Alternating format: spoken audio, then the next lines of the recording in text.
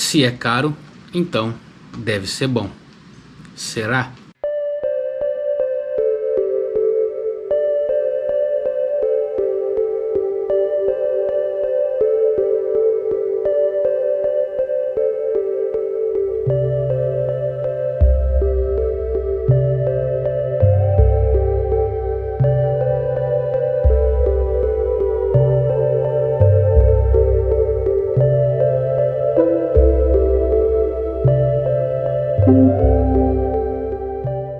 Talvez você ficou interessado em algum tipo de produto, entrou no e-commerce, começou a pesquisar marcas e diversidades do mesmo produto e viu ali variações de preço, né?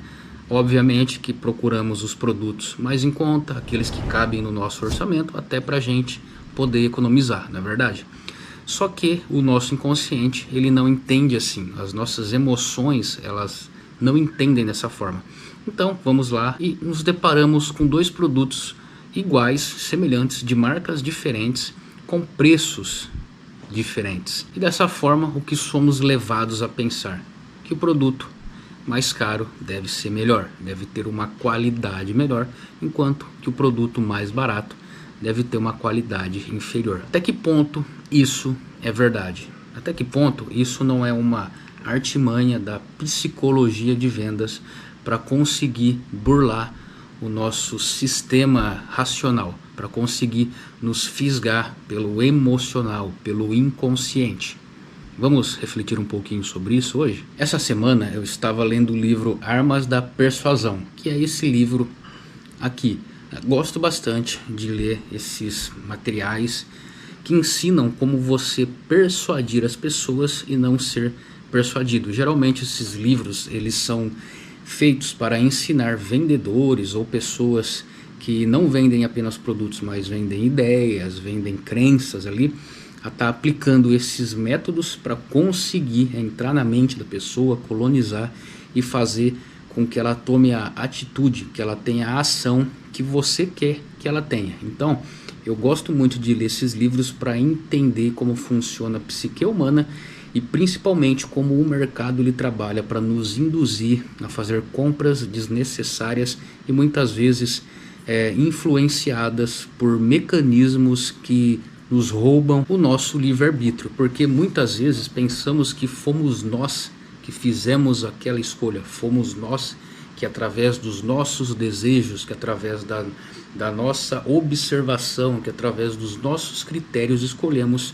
aquele produto, quando na verdade não, fomos influenciados, induzidos, levados a tomar um tipo de decisão que o interlocutor queria que tomássemos sem que a gente percebesse, e pior, acreditando que fomos nós que tivemos autonomia na nossa escolha. E o que o livro diz? Eu quero me reter apenas a uma história específica para fazer sentido com o título e com o tema do vídeo aqui. A amiga do autor, ela tinha uma joalheria e tinha uma peça esmeralda, linda, maravilhosa, com um preço justo, que estava parado na prateleira ali da loja há muito tempo e ela não saía, não tinha rotatividade, né? E a dona começou a ficar incomodada e queria vender aquela peça de todas as formas. Passou-se semanas e meses e aquela joia parada ali na prateleira. Não era uma joia qualquer, era uma joia bonita que toda mulher que visse gostaria de ter ela. Só que ela não saía, não vendia, e ela chegou a induzir os seus vendedores a estar tentando empurrar as vendas para algum cliente. E mesmo assim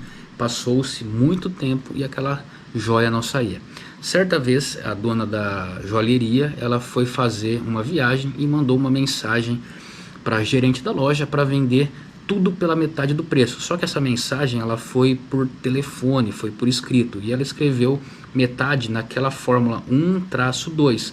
Só que a gerente na pressa ela não viu que era metade, ela viu apenas o número 2, ela entendeu que era para vender pelo dobro do preço. E quando a dona da joalheria voltou, a loja estava completamente vazia, a mulher tinha vendido todo o estoque e ela ficou sem entender o porquê disso, qual é a lógica disso. E a dona da joalheria recorreu ao autor do livro, que é um psicólogo, para tentar explicar essa situação. E ele foi bem enfático. Ele disse o seguinte: a maioria das pessoas que iam à sua loja eram turistas.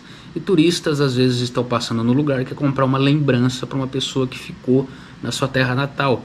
E como eles não têm muito conhecimento de joia, de esmeralda, de rubi, de ouro, de prata, nada disso, eles recorrem a um modelo mental. Se é caro, então é bom.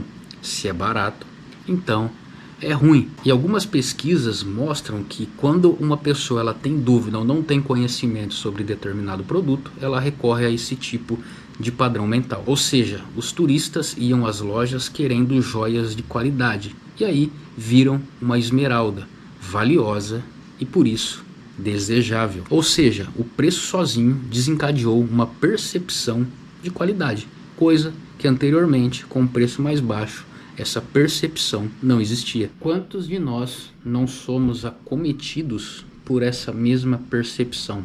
Eu percebo isso em mim muitas vezes, não com o meu racional, não com o meu sistema lógico, mas com o meu sistema emocional que foi doutrinado durante toda a minha vida a ter essa percepção de que o mais caro é melhor e de que o mais barato é pior. Ou seja, 5% do nosso cérebro corresponde à nossa capacidade lógica, à nossa capacidade racional. 95% corresponde à nossa capacidade lógica, que é o subconsciente e o inconsciente. 5% contra 95% é completamente injusto, é uma competição injusta. E esse 5% é basicamente engolido, tragado, esmagado, quando os 95% é atingido pelos estímulos do mercado. E geralmente os nossos impulsos de compra são feitos por esses 95%. Pessoal, vou abrir uma matéria aqui de um experimento que foi feito com vinho. Vou ler rapidinho aqui, dar uma pincelada até para o vídeo não ficar muito longo. E no final a gente faz algumas considerações sobre essa matéria. E aqui, pessoal, tem uma matéria retirada do site Folha Online em 16/1/2008, que diz o seguinte: se é caro, é bom. Começa assim: se é caro, deve ser melhor. A desculpa esfarrapada do consumista inveterado foi agora demonstrada verdadeira, pelo menos segundo reações do cérebro de 20 voluntários em um estudo nos Estados Unidos. Bastou dizer que um vinho era mais caro que o outro para as cobaias humanas acharem que ele era mais gostoso, mesmo quando se tratava da mesmíssima bebida.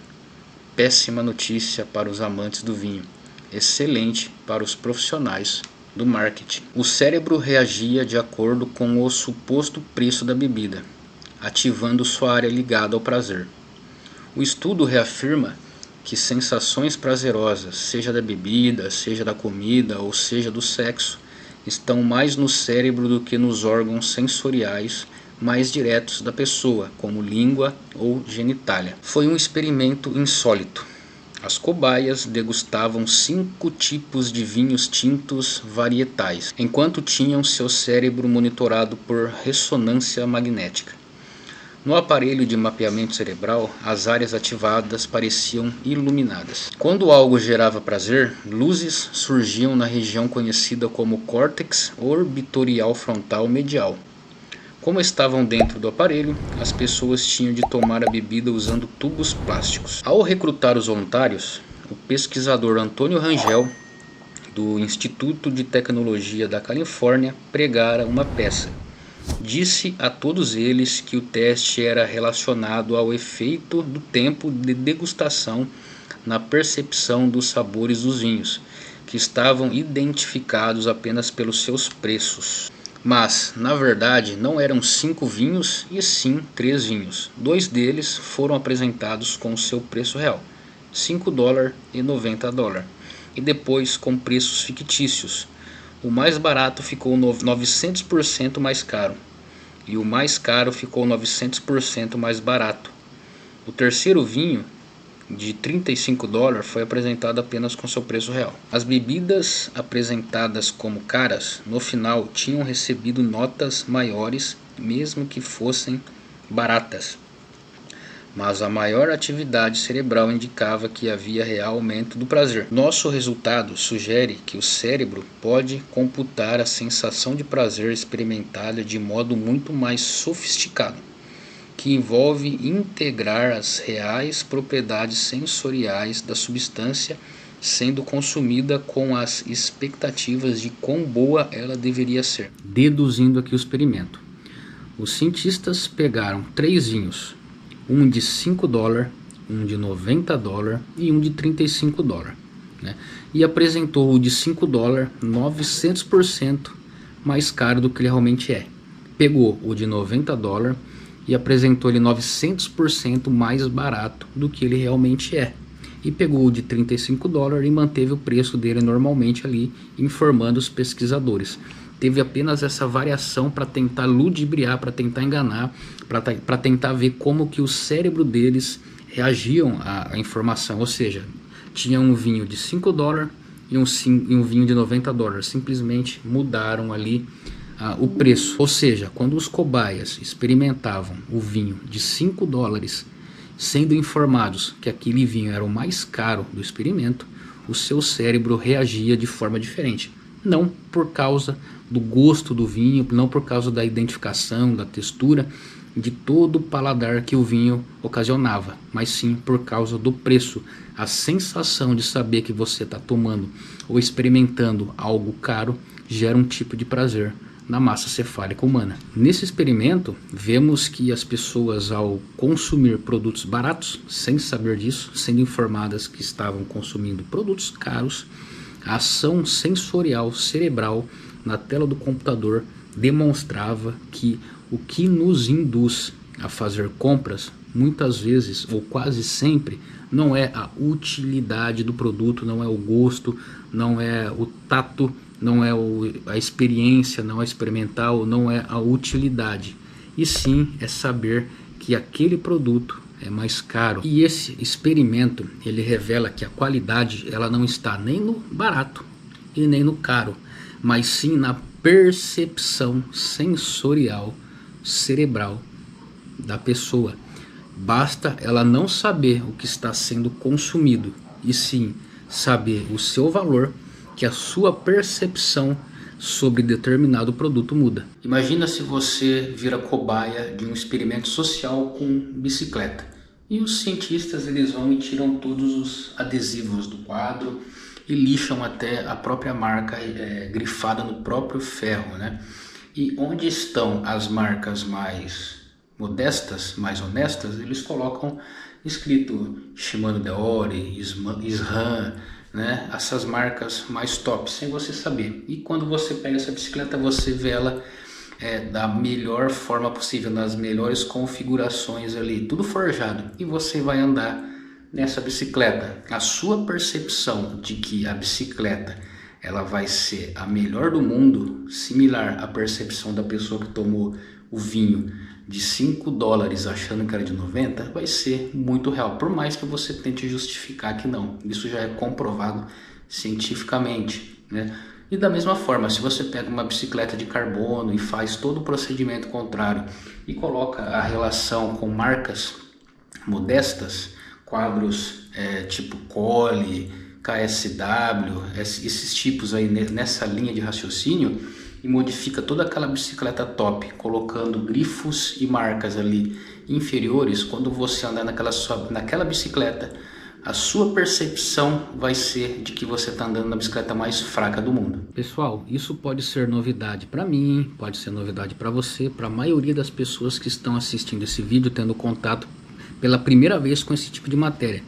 Mas para o marketing, para a publicidade, para todas as pessoas que tentam te vender através de anúncios, de propagandas, de comerciais, os produtos, isso é algo que elas sabem muito bem e dominam muito bem.